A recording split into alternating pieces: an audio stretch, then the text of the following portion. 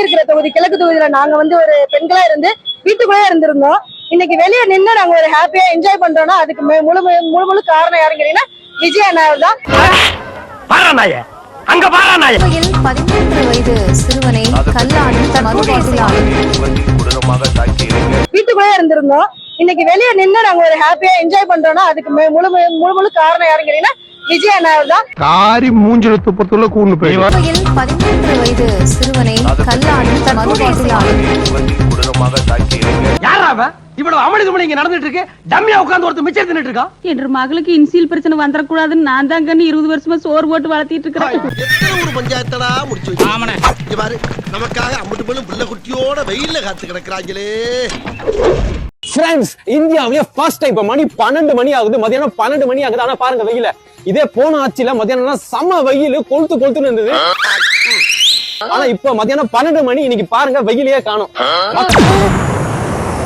வெயில அவதிப்படக்கூடாதுன்ட்டு அண்ணன் அவர்கள் வெயில இன்னும் வர வைக்கவே இல்ல. அதுக்காக ரொம்ப அண்ணனுக்கு ரொம்ப நன்றி. இந்தியாவிலே ஃபர்ஸ்ட் டைம் இது நடக்குது. என்னடா சொல்ற? வாவ், பாருங்க எவ்வளவு ஃப்ரெஷ்ஷான காத்து பாருங்க. அதுவும் மதியானம் 12 மணிக்கெல்லாம் வேர்த்து கொட்டும் போன ஆட்சியில எல்லாம். இப்ப பாருங்க எவ்வளவு ஒரு சூப்பரான ஃப்ரெஷ்ஷான காத்து இருக்கு.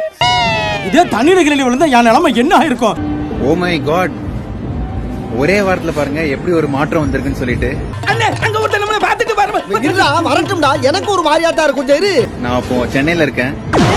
ரயிலா? ஆமா, எனக்கு பின்னாடி இருக்கிறது வந்து எல்ஐசி பில்டிங்.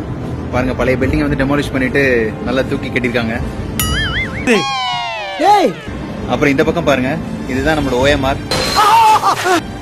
பாருங்க நம்மளோட புது ஓஎம்ஆர் எப்படி இருக்குன்னு சொல்லிட்டு. இது வந்து இன்ஃபேக்ட் வந்து பள்ளிக்கரணை மாஸ்லேண்ட். விஷயம் என்னன்னா, அந்த மாஸ்லேண்ட்ல இருக்க குப்பையெல்லாம் எடுத்துட்டு கிளீன் பண்ணிருக்காங்க. கிளீன் பண்ணது மட்டும் இல்லாம அதுல இருக்க தண்ணியும் வெளியே எடுத்துட்டு ஃபுல்லா இளநீர் தண்ணியை வந்து ஃபில் பண்ணி வச்சிருக்காங்க. இது வந்து வெயில் நேரத்துல தாங்க எடுத்துச்சுன்னா மாஸ்லேண்டுக்கு வந்து இந்த தண்ணியை குடிச்சுக்கலாம். இப்படி ஒரு மாற்றம் வந்து நான் டெஃபினட்டா எதிர்பார்க்கவே இல்லைங்க, சான்ஸே இல்ல. நம்ம அண்ணா வந்து கலக்கிட்டாரு. பாருங்க எப்படி இருக்கு நம்ம சென்னைன்னு. ஏய், என்னைய வச்சு ஒன்னும் காமெடி பண்ணலையே. இதோ இந்த பக்கம் பாருங்க, இதுதான் நம்ம நேப்பியர் பிரிட்ஜ். எவ்வளவு அழகா மாறிடுச்சு பாருங்க. அந்த பக்கம் தீவு திடல் தெரியுதா? ராட்னம்லாம் இருக்கு பாருங்க, செயின் ஃபீல்லாம் இருக்கு பாருங்க, அதான் தீவு திடல். போதுண்டா, உயிர் போற மாதிரி இருக்கிறாடே, விட்டுறா. மக்களே, சீரியஸா சொல்றேன், இப்படி ஒரு மாற்றத்தை வந்து நான் எதிர்பார்க்கவே இல்லை. இது சென்னைன்னு சொன்னா யாருமே நம்ப மாட்டாங்க. தாங்க முடியலப்பா. அப்படியே இங்க பாருங்க, இதுதான் நம்ம டி நகர் சத்யா பஜார். பாருங்க ரோட்டோரமா அந்த கடையெல்லாம் தூக்கிட்டு எந்த அளவுக்கு சூப்பரா ரெடி பண்ணி கொடுத்துருக்காங்கன்னு. உண்மையிலேயே மாற்றம் கொடுத்த எல்லாருக்குமே நன்றி. நீங்க வந்து வேற லெவல், சான்ஸே இல்ல, பண்ணி காமிச்சிட்டீங்க ஒரே வாரத்துல.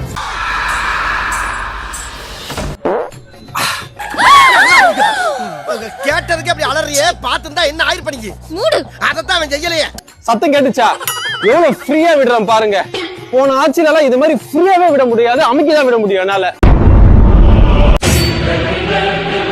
இப்படி வந்து நிலம், ஆகாயம், காற்று எல்லாமே வந்து இப்ப மாறி இருக்கு அண்ணனோட கவர்மெண்ட்ல. ரொம்ப நன்றி, ரொம்ப நன்றி. Thanks a lot God, thanks.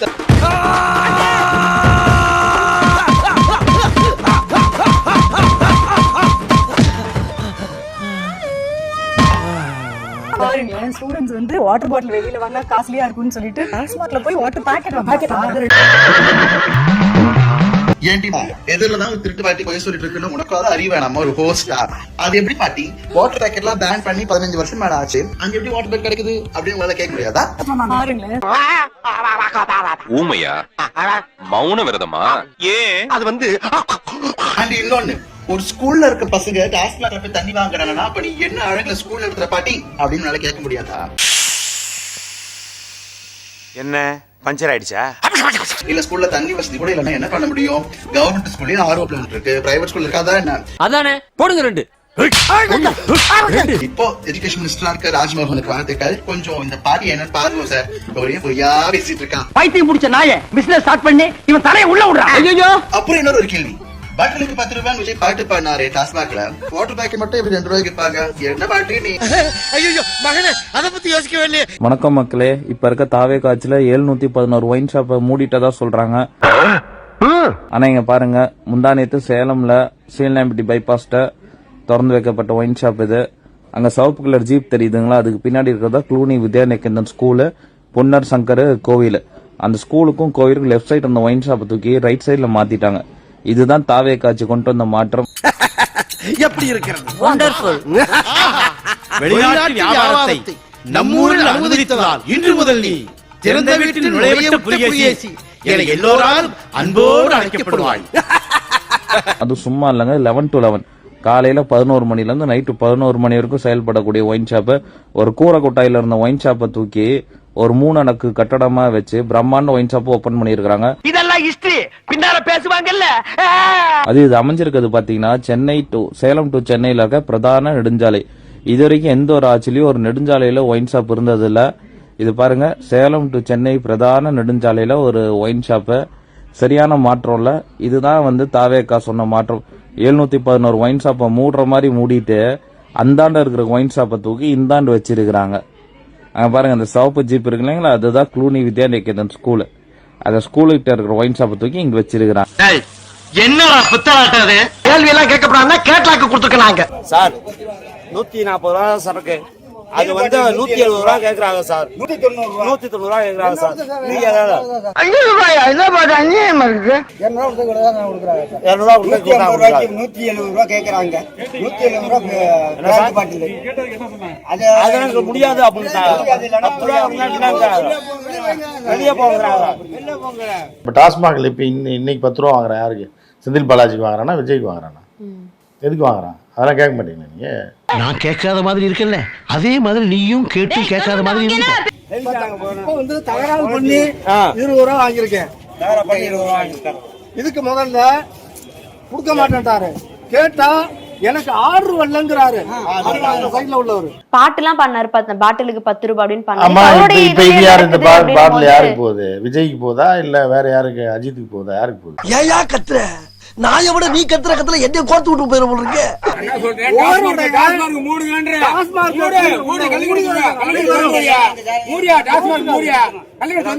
ஏப்பா அப்படி மல்லி கட்டிக்கிட்டு இருக்க? நான் சொல்றது கேளு.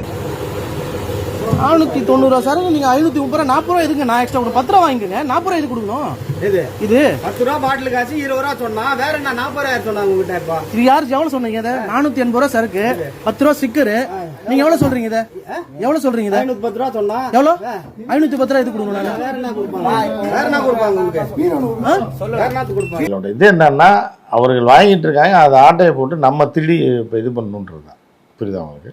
அவர் எடுத்துக்கணும் அப்படின்னு சொல்றீங்களா? அவர் எடுத்துக்கிறோமா, இவங்க கொள்ளையடிக்கிறதுமா. தாவேக்கான்ற கட்சி ஏற்கனவே அந்த கட்சி கொள்ளையடிச்சுன்னு வச்சுங்க. இப்ப ஏற்கனவே அந்த கட்சி அதிமுக அடிச்சுன்னா அதிமுக அடிச்சுன்னா இப்ப தாவேக்கா அடிக்கிறது. இது வரைக்கும் எத்தனை எலெக்ஷன் நடந்திருக்கு? ஜெயிச்ச முறை நல்லது பண்ணிருக்கானா? நாங்க மட்டும் பண்றதுக்கு என்ன இழிச்ச வாயினுங்களா? இல்லாத புது பழக்கத்தை ஏன்டா ஏற்படுத்த சொல்றேன்? அப்படி நாங்க நல்லது பண்ணா மத்த ஜெயிச்சவெல்லாம் எங்க வீட்டு முன்னால வந்து கல்யாணம் தெரிஞ்சானா ஏன்டா நல்லது பண்ணீங்கன்னு நீ காப்பாத்துவியாடா? சரி விடு விடு விடு. 150 ரூபா சரக்கு பாட்டிலுக்கு 10 ரூபா சார். இது வந்து 170 ரூபா போடுறாங்க. எதுக்கு அப்புறம்? இது சும்மா ட்ரைலர் தாமா. மெயின் பிக்சர் நீ இன்னும் பார்க்கல. பார்த்த ஆடி போயிடுவேன். தண்ணி தான் சார் இங்க பிரச்சனையே. எலெக்ஷனுக்கு முன்னாடி வந்தது தண்ணி நல்லது நடக்கும் தானே சார் ஓட்டு போட்டோம். எலெக்ஷனுக்கு அப்புறம் தண்ணி வரல சார் ஓட்டு போட்டோம். சாப்பாடு இல்லாம கூட இருந்துடலாம். தண்ணி இல்லாம என்ன பண்ண முடியும்? 4 பேருக்கு ஒரு பைப்புக்கு ஒரு லைன் கொடுக்கிறதுக்கு அது நாங்க கடைசில தண்ணி இல்லாம என்ன பண்ண முடியும்? அதாவது ஓட்டு போட்ட மடையர்கள் இருக்காங்கல்ல, கூமுட்டைங்க.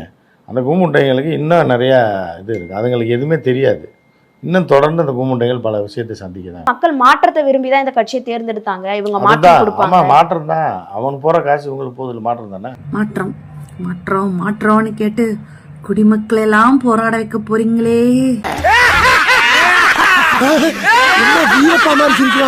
பூனை வாழை விட்டுட்டு புலி வாழை பிடிச்சிட்டா. இந்த பிரச்சார மேடையில நல்லா டன் கணக்குல ஏசி போடுங்கண்ணா. ஏசி வந்து என் மூக்குல அடிக்கணும். அது கொஞ்சம் பாத்துங்க. தலைவரே, நீங்க மட்டும் ஏசில எல்லாம் குளு குளுன்னு இருப்பீங்க. பொதுமக்கள்னா வெயில் நின்று சாவறதா?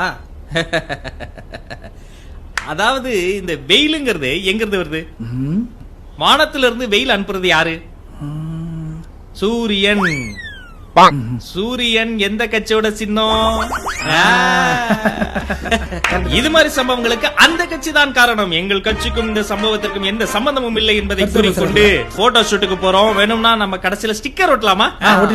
அவ்வளவு தொழில் சுத்தம் பண்றது மானங்கெட்ட தொழில். இதுக்கு மார்க்கெட்டிங் வேற புரண்டு போடா ஃபியூஸ் கிடையாது.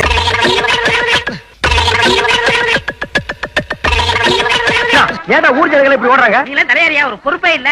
என்னடா ஊர் கிணத்துல பாடி இறக்குங்க. என்னது ஊருக்கு கிணத்துலயா? எதுக்கு? பாடி ஒரு தடவை நான் பாத்துக்கிறேன்.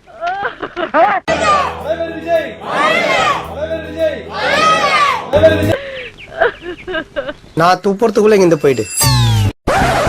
ஸ்டார்ட் பண்ணு.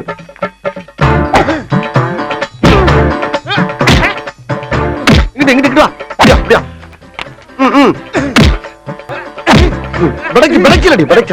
மண்டல மட்டும் அடிச்சிடாத, குலக்கேசல் உள்ள போயிருவேன். சரியா? உங்க வீட்டு பிள்ளையா நினைச்சு எல்லாரும் என்னை மன்னிச்சிருக்க.